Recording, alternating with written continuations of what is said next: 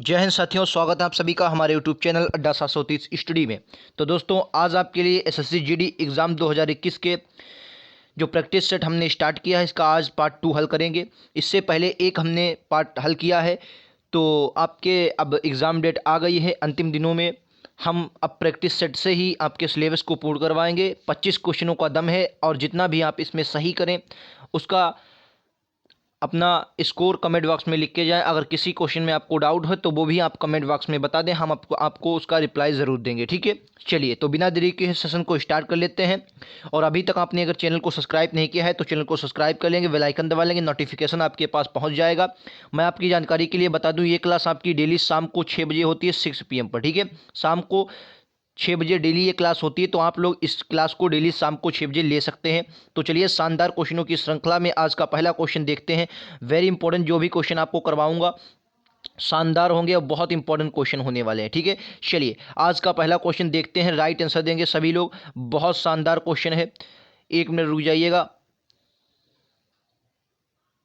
चलिए, क्वेश्चन आपको दिख रहा होगा, लीजिए पहला क्वेश्चन का राइट आंसर देंगे। क्वेश्चन कह रहा है प्रोटेटियम, ड्यूरेटियम और टाइटेनियम किसके प्राकृतिक रूप में पाए जाने वाले समस्थानिक हैं। देखिए, मैं आपको कई बार बता चुका हूं, साइंस से आप लोग भागेंगे नहीं, क्योंकि साइंस जो है आपके एग्जाम में 4 से 5 क्वेश्चन या 3 क्वेश्चन आपके एग्जाम में आना ही आना है साइंस के। तो इसका राइट आंसर क्या हो जाएगा? तो ये जो समस्थानिक होते हैं हाइड्रोजन के होते हैं, ऑप्शन नंबर ए इसका करेक्ट आंसर हो जाएगा। जो भी क्वेश्चन करवा रहा हूं बिल्कुल डिक्टो आपके सिलेबस पर हैं और ऐसे ही आपके एग्जाम में क्वेश्चन आएंगे। ठीक है, हाइड्रोजन इसका राइट आंसर हो जाएगा। चलिए नेक्स्ट क्वेश्चन।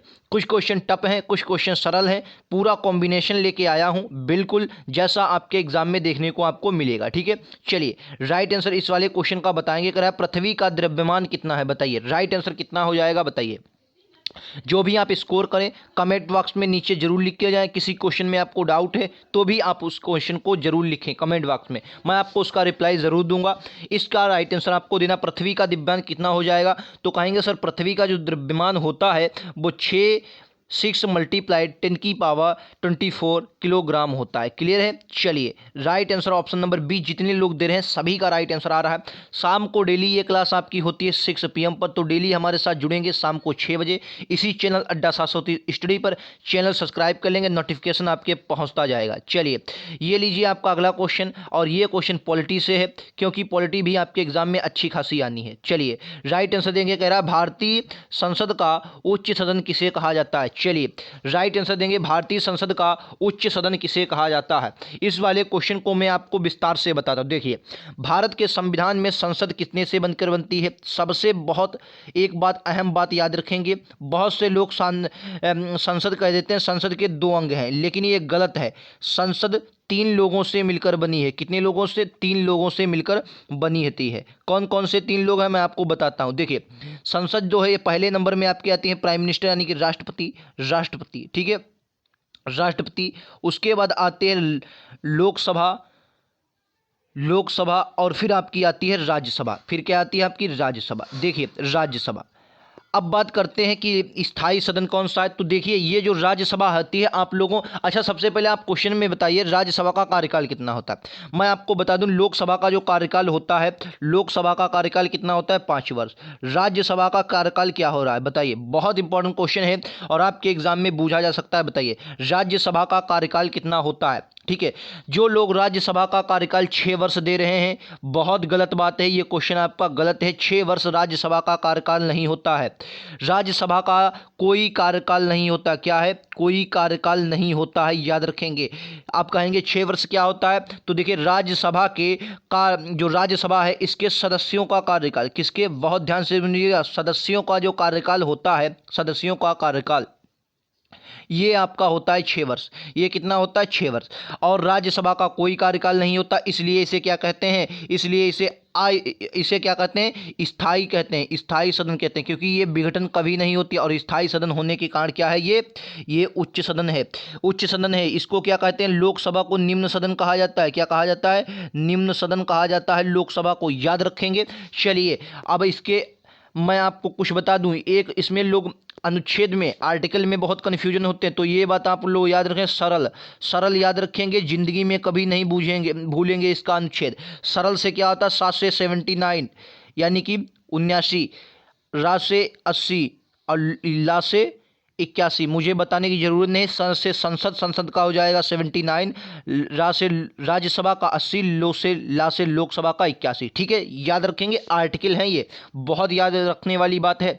तो जितने लोग राइट आंसर इसका ए दे रहे हैं, काफ़ी इंपॉर्टेंट क्वेश्चन है, ऑप्शन नंबर ए इसका करेक्ट आंसर हो जाएगा। चलिए नेक्स्ट क्वेश्चन, शानदार क्वेश्चन, ये लीजिए आपका अगला क्वेश्चन, बेहतरीन क्वेश्चन की ये श्रृंखला में ये अगला क्वेश्चन रहा, बहुत इंपॉर्टेंट क्वेश्चन। मैं थोड़ा छोटा करता हूँ, आपको दिखा देता हूँ, ये रहा, बहुत इंपॉर्टेंट क्वेश्चन है, लीजिए इस वाले का राइट आंसर देना है भाई साहब, गजब का आंसर है। बताइए, क्वेश्चन कह रहा है कि निम्नलिखित में से किस राजा ने कोणार्क मंदिर का निर्माण करवाया था? वेरी इंपॉर्टेंट क्वेश्चन है और काफी एग्जाम में पूछा गया क्वेश्चन है। बताइए, कोणार्क मंदिर का जो निर्माण था ये किसने करवाया था? कोणार्क के सूर्य मंदिर का, तो किसने? ऑप्शन नंबर डी, जितने भी लोग दे रहे हैं, गजब का आंसर है, नरसिंह देव प्रथम ने बनवाया था। भाई साहब अपना स्कोर कमेंट बॉक्स में जरूर लिख के जाएं, नरसिंह देव प्रथम ने बनवाया था। चलिए नेक्स्ट क्वेश्चन, अगला क्वेश्चन शानदार क्वेश्चन ही रहा, करा करेवा जो मिट्टी है गाद, कैरा करेवा जो गाद मिट्टी है एक प्रकार का, निम्न में से कहाँ पाई जाती करेवा? काफ़ी इंपॉर्टेंट क्वेश्चन है, कई बार सीधा पूछ लिए थे, करेवा क्या है? तो करेवा क्या है? एक मृदा है।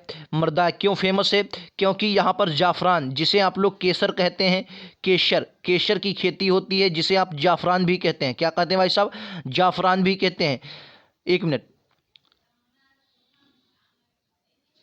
जाफरान भी कहते हैं। क्या कहते हैं? जाफरान भी आप इसे कहते हैं, केसर को। और केसर का जीआई टैग किसके पास है? तो कहेंगे सर केसर का जीआई टैग है वो किसके पास है? जम्मू एंड कश्मीर के पास है। तो राइट आंसर क्या होगा? Option number D, Jammu Kashmir हो जाएगा। यहाँ ही करेवा मृदा पाई जाती है। जिसको नहीं मालूम है कॉपी पेन उठाकर नोट कर लेंगे, करेवा मृदा जम्मू कश्मीर में पाई जाती है। केसर की कृषि होती है जिसे आप जाफरान कहते हैं। और करेवा क्या है? सिर्फ आपसे यही बूझ लिया जाएगा, जम्मू कश्मीर में करेवा क्या है। तो आपको याद है करेवा एक मृदा है जिसमें केसर की खेती की जाती है। चलिए, और केसर का जीआई टैग जम्मू कश्मीर के पास है। अगला क्वेश्चन, शानदार क्वेश्चन, धमाकेदार क्वेश्चन, कह रहा वटरालू का युद्ध कब हुआ था? वेरी इंपॉर्टेंट क्वेश्चन है और कई बार एग्जाम में पूछा गया क्वेश्चन है। बताइए, शानदार क्वेश्चन है, वटरालू का युद्ध किस वर्ष लड़ा गया था? क्या हो जाएगा राइट आंसर? बताइए, शानदार क्वेश्चन है, बहुत इंपॉर्टेंट क्वेश्चन है। ऑप्शन नंबर सी, जितने लोग दे रहे हैं, गजब का आंसर है, 1815। जितने लोग दे रहे हैं, बहुत सही आंसर है भाई साहब आपका, 1815 में हुआ था वटरालू का युद्ध। चलिए नेक्स्ट क्वेश्चन पर चलें, ये रहा अगला क्वेश्चन, कह रहा वह बिंदु जहां पर, एक मिनट में इसको थोड़ा सही कर देता हूं, क्वेश्चन को लीजिए, इस वाले का राइट आंसर देना है आपको। कह रहा है क्वेश्चन, कह रहा है वह बिंदु जहां पर एक वस्तु का संपूर्ण भार कार्य करता है उसे क्या कहते हैं? बताइए, मान लिया कोई बिंदु है, इस पर वस्तु का संपूर्ण भार कार्य करता है तो उसे क्या कहा जाता है? बताइए, गुरुत्वाकर्षण बल, द्रव्यमान का केंद्र, दाब का केंद्र, घर्षण का केंद्र। वेरी इंपॉर्टेंट क्वेश्चन है, जितने लोग दे रहे हैं आंसर सभी सही देंगे। बताइए, जिनका जिनका आंसर ए आ रहा है सही है भाई साहब आपका। गुरुत्वाकर्षण केंद्र किसे कहते हैं? क्या कहते हैं सर? गुरुत्वाकर्षण का केंद्र, यानी कि संपूर्ण भार जब कार्य करेगा वहां गुरुत्वाकर्षण केंद्र आपका हो जाएगा। क्लियर? क्वेश्चन नंबर 7 का ऑप्शन नंबर ए। चलिए बिना देरी के क्वेश्चन नंबर 8 देखते हैं। ये रहा, यूरोप की सबसे लंबी नदी कौन सी है? वेरी इंपॉर्टेंट क्वेश्चन है और एसएससी जीडी में इस बार गारंटी से ये क्वेश्चन आएगा इंपॉर्टेंट। जितने क्वेश्चन करवाऊंगा इसी 25 क्वेश्चनों की इन श्रृंखला में से ही क्वेश्चन आएगा। ठीक है, मैं इस बात को दावे से कह सकता हूं, जितना करवाऊंगा इन्हीं में से आएगा। डेली आपको सिर्फ शाम को 6 बजे आना है, शाम को 6 बजे 6 PM पर आना है। मात्र मुश्किल से 20 से 25 मिनट की वीडियो होगी, आप उसे देखेंगे, जो क्वेश्चन मालूम है उसका रिवीजन करेंगे, जो नहीं मालूम है कॉपी पर लिख लेंगे या अपने दिमाग में 1-2 बार याद कर देंगे। राइट आंसर क्या होगा? जितने लोग ऑप्शन बी सी दे रहे हैं, बोलगा, बहुत सही है। बोलगा भैया किसकी राय हो जाएगी? यूरोप की सबसे लंबी नदी क्या हो जाएगा भाई साहब? बोलगा। Right answer option number C, जितने दो लोग दे रहे हैं, गजब का आंसर है। चलिए नेक्स्ट क्वेश्चन पर, ये रहा आपका अगला क्वेश्चन, कह रहा है ब्लांडो रेगिस्तान किस राज्य में स्थित है? काफी इंपॉर्टेंट क्वेश्चन है, बताइए राइट आंसर। ब्लांडो जो ब्लेडा जो राजस्थान है, रेगिस्तान है, ब्लेडा बताइए किस राज्य में स्थित है। ग्रीनलैंड की बात करें तो सबसे बड़ा, आप लोग जानते होंगे, सबसे बड़ा जो देश है ये द्वीपीय देश है। इस पर अच्छा क्वेश्चन ये बार बहुत बार पूछा गया कि ग्रीनलैंड पर किसका अधिकार है, तो आप लोग याद रखेंगे ग्रीनलैंड पर किसका, डेनमार्क का अधिकार है। डेनमार्क का अधिकार है, ये बात आपको याद रखनी है। किसका भाई साहब, डेनमार्क का अधिकार है, डेनमार्क का। ठीक है, डेनमार्क का। वैसे ग्रीनलैंड अगर स्थिति में देखें तो कहाँ पड़ता है, तो उत्तरी अमेरिका में पड़ता है भाई साहब। उत्तरी अमेरिका में आपको देखने को मिलेगा, उत्तरी अमेरिका में आपको देखने को मिलेगा ग्रीनलैंड। क्लियर है, तो इसका राइट आंसर क्या हो जाएगा। जितने लोग ऑप्शन नंबर बी दे रहे हैं पोलैंड, सभी का राइट आंसर आ रहा है पोलैंड। पोलैंड में ब्लेडा रेगिस्तान पड़ता है। यहां से क्वेश्चन आपके एग्जाम में आ सकता है, तो इस पर आप लोग लिख लेंगे कॉपी में। ठीक है, ब्लेडा राइट आंसर हो जाएगा। जितने लोग ब्लेडा दे रहे हैं बहुत अच्छा आंसर है। चलिए नेक्स्ट क्वेश्चन ये रहा आपकी स्क्रीन पर, कह रहा है जब एक धातु पानी में, चार ऑप्शन आपको दिख रहे हैं, मैं रुक जाइए, ये लीजिए चार ऑप्शन आपको दिख रहे हैं। कह रहा है जब एक धातु पानी के साथ अभिक्रिया करती है तो कौन सी गैस निकलती है। मैं आपको कई बार बता चुका हूं, साइंस से भागने का नहीं है। 3 से 4 क्वेश्चन एसएससी जीडी हर बार पूछता है, इस बार भी पूछेगा। याद रखेंगे साइंस से 2 क्वेश्चन या 3 क्वेश्चन, 2 या 3 क्वेश्चन, शायद दो जो हैं ये 99% 2 क्वेश्चन करंट अफेयर से पूछे जाएंगे। ठीक है, बाकी क्वेश्चन आपके जीएस से आएंगे। तो राइट आंसर जितने लोग दे रहे हैं बताइए, सभी का राइट आंसर आना चाहिए। एक धातु पानी के साथ अभिक्रिया करती है तो कौन सी गैस, हाइड्रोजन भाई साहब निकालेगी। हाइड्रोजन गैस निकलती है। कोई धातु होगी अगर पानी से क्रिया करेगी तो हाइड्रोजन गैस निकलती है। क्लियर है, ऑप्शन नंबर बी जितने लोग दे रहे हैं सभी का राइट आंसर आना चाहिए। चलिए नेक्स्ट क्वेश्चन, क्वेश्चन नंबर 11 ये रहा आपकी स्क्रीन पर। क्या दक्षिण एशियाई खेल परिषद, जिसको यस सी कहते हैं, बताइए इसका गठन कब हुआ था, किस वर्ष हुआ था दक्षिण एशियाई खेल परिषद का गठन। काफ़ी इंपॉर्टेंट क्वेश्चन है, राइट आंसर देंगे सभी लोग। बताइए भाई साहब राइट आंसर क्या हो जाएगा। गजब का आंसर आना चाहिए, सबका आंसर आना चाहिए। भाई साहब क्या हो जाएगा, दक्षिण एशियाई खेल परिषद सार्क का गठन किस वर्ष हुआ था, बताइए राइट आंसर क्या होगा। तो इसका right answer option number A हो जाएगा 1983। जितने लोग दे रहे हैं बहुत सही आंसर आ रहा है, दक्षिण एशियाई खेल परिषद 1983 राइट आंसर हो जाएगा ऑप्शन नंबर ए। क्लियर है, ऑप्शन नंबर ए इसका राइट आंसर हो जाएगा। चलिए नेक्स्ट क्वेश्चन ये आपकी स्क्रीन पर, कह रहा है भारतीय फिल्म निदेशक गुरुदत्त का वास्तविक नाम क्या है। वास्तविक नाम क्या था बताइए, गुरुदत्त जो थे इनका वास्तविक नाम क्या था। निदेशक जो गुरुदत्त का वास्तविक नाम क्या था बताइए, राइट आंसर बताना है। गुरुदत्त का वास्तविक नाम क्या था। वसंत, शंभुनाथ, वसंत कुमार, शिवशंकर या प्रभाकर, बताइए गुरुदत्त। राइट आंसर क्या हो जाएगा, option number C, Vasanth Kumar Shivshankar Padukone. Very important question, option number C इसका राइट आंसर हो जाएगा। जितने लोग सी दे रहे हैं सभी का राइट आंसर आ रहा है। ठीक है, शानदार क्वेश्चनों की श्रृंखला में आप सभी का स्वागत है। डेली आप सभी लोग 6 बजे आया करेंगे, शाम को आपको क्लासेस मिलती रहेंगी। बेहतरीन क्लासेस हैं सभी और आपके एग्जाम के पॉइंट ऑफ व्यू से बहुत रिलेटेड है। बिल्कुल कुछ टॉपिक वाइज क्वेश्चन भी रखे गए हैं, कुछ टफ हैं कुछ सरल हैं, बिल्कुल जैसा आपके एग्जाम में आता है वैसे क्वेश्चन है। टंगस्टन का गलनांक क्या है बताइए। टंगस्टन जो होता है इसका गलनांक क्या होता है बताइए। 4 ऑप्शन आपको दिख रहे हैं, राइट आंसर देना है। टंगस्टन का गलनांक कितना होता है बताइए, राइट आंसर क्या हो जाएगा। तो right answer option number B हो जाएगा 3380 सेंटीग्रेड। जितने लोग दे रहे हैं सही दे रहे हैं सभी लोग भाई साहब। टंगस्टन का गलनांक 3380 सेंटीग्रेड हो जाएगा। क्लियर है, चलिए नेक्स्ट क्वेश्चन पर चलें। लीजिए आपका अगला क्वेश्चन ये रहा, शानदार। कह रहा भारतीय रिजर्व बैंक आरबीआई का राष्ट्रीयकरण किस वर्ष किया गया था। वेरी इंपॉर्टेंट क्वेश्चन है, आरबीआई का राष्ट्रीयकरण कब किया गया था। आरबीआई की स्थापना का जो अधिनियम था वो कौन सा था बताना है, ये भी कमेंट बॉक्स में। 1934, स्थापना 1935।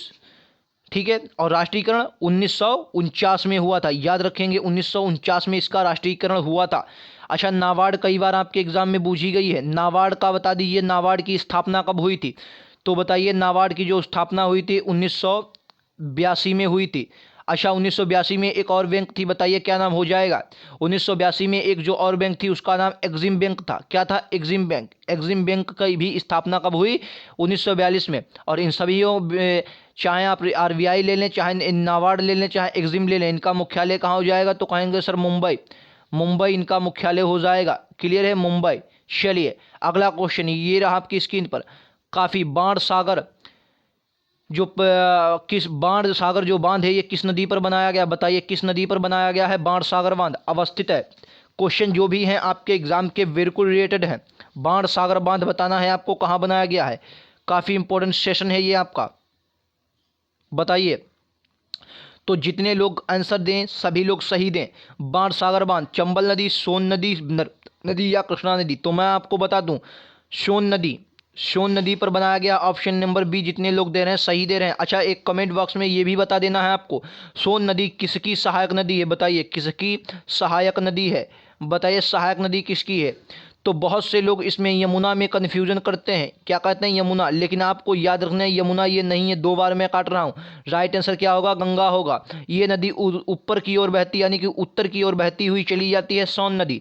सोन नदी उत्तर की ओर बहती जाती है और यमुना तो पड़ती है लेकिन यमुना में नहीं मिलकर गंगा में मिलती है सोन नदी, याद रखेंगे। चलिए राइट आंसर आपका जितने भी लोग बी दे रहे हैं सही दे रहे हैं सोन नदी। चलिए नेक्स्ट क्वेश्चन ये रहा आपकी स्क्रीन पर, करा अली कुल्ली सलीम और बाबू तालिब काशिम। मैं थोड़ा स्क्रॉल करता हूं, ये लीजिए शानदार क्वेश्चन, बताइए राइट आंसर। कह रहा है अली कुर्दी सलीम और अली कुली सलीम और बाबू तालिब काशिम किसके शासनकाल के दौरान महत्वपूर्ण कवि थे। राइट आंसर देना है किसके शासनकाल में, जहांगीर, शाहजहां, औरंगजेब, अकबर। मैं आपको बता दूं जो जहांगीर था इसके काल को क्या कहा जाता है, कमेंट बॉक्स में बताना है और कई बार एग्जाम में पूछा गया। तो आपको याद रखना है चित्रकला का स्वर्ण युग, चित्रकला का स्वर्ण युग जो कहा जाता है वो किसे कहा जाता है, जहांगीर के काल को। शाहजहां के काल को कहेंगे तो स्वर्ण कला का युग, स्वर्ण कला का, सॉरी इस वास्तुकला का, स्वर्ण कला का नहीं सॉरी, वास्तुकला का स्वर्ण, किसका, वास्तुकला का स्वर्ण युग कहा जाता है। किसके काल को, शाहजहां को काल, इस काल को। औरंगजेब को जिंदा पीर कहा जाता है, जिंदा पीर कहा जाता है। कई बार आपके एग्जाम में पूछा गया, 2015 वाले एग्जाम में जीडी में पूछा गया था, जिंदा पीर किसे कहा जाता है, औरंगजेब को। और अकबर के बारे में जितनी बात की जाए कम है, ठीक है। तो आपको ये बात याद रखनी है। क्वेश्चन एक बार और भी पूछा गया था, जहांगीर के बारे में क्वेश्चन पूछा गया था कि किस शासक के काल को वास्तुकला का मतलब कहते हैं रुक गई थी। इस प्रकार से क्वेश्चन आया किसके शासनकाल में वास्तुकला रुक गई थी, क्योंकि जहांगीर के शासनकाल में वास्तुकला रुक गई थी, क्योंकि यह चित्रकला का प्रेमी था। फिलहाल इस क्वेश्चन का राइट आंसर शाहजहां, जितने 2 लोग दे रहे हैं सही दे रहे हैं। अली कुली सलीम और अबू तालिब कलीम जो ये थे ये महत्वपूर्ण कवि हुए, ये शाहजहां के शासनकाल में। ऑप्शन नंबर बी जितने लोग दे रहे हैं सही दे रहे हैं। जीडी में ऐसे ही क्वेश्चन आपके एग्जाम में आएंगे, बिल्कुल डिक्टो इसी क्वेश्चन यही सब छपेंगे। चलिए अगला क्वेश्चन, शानदार क्वेश्चन ये रहा, कह रहा है क्वेश्चन कह रहा है कि स्क्लेरेनकाइमा में कोशिका भित्ति किसके कारण मोटी होती है, बताइए। जो कोशिका भित्ति हो जाती है किसके कारण मोटी हो जाती है, क्यूटिन के कारण, सेल्यूलोज के कारण, वसा के कारण, लिग्निन के कारण, बताइए। ये जो आपका राइट आंसर हो जाएगा ऑप्शन नंबर डी हो जाएगा, लिग्निन के कारण ऐसा होता है, ठीक है। जो कोशिका भित्ति आपकी मोटी हो जाती है वो लिग्निन के कारण हो जाती है। ऑप्शन नंबर डी जितने लोग दे रहे हैं सभी राइट आंसर दे रहे हैं। चलिए नेक्स्ट क्वेश्चन, क्वेश्चन नंबर 18 ये रहा आपका स्क्रीन पर, धमाकेदार क्वेश्चन। कह रहा वायु अपवर्तनांक के कारण, मैं थोड़ा स्क्रॉल करता हूँ इस क्वेश्चन को, ये लीजिए शानदार क्वेश्चन है, काफ़ी इंपॉर्टेंट क्वेश्चन है। कह रहा वायु अपवर्तन के कारण, एक मिनट, ये लीजिए, कह रहा वायु अपवर्तन के कारण सूर्योदय और सूर्यास्त में, जो वायु अपवर्तन होता है उसके कारण सूर्योदय और सूर्यास्त में लगभग कितने मिनट की देरी हो सकती है, बताइए राइट आंसर। सूर्योदय और सूर्यास्त में कितने समय की देरी हो जाती है, 1 मिनट, 2 मिनट या 4 मिनट या 3 मिनट, बताइए। राइट आंसर आपको देना है, क्या हो जाएगा।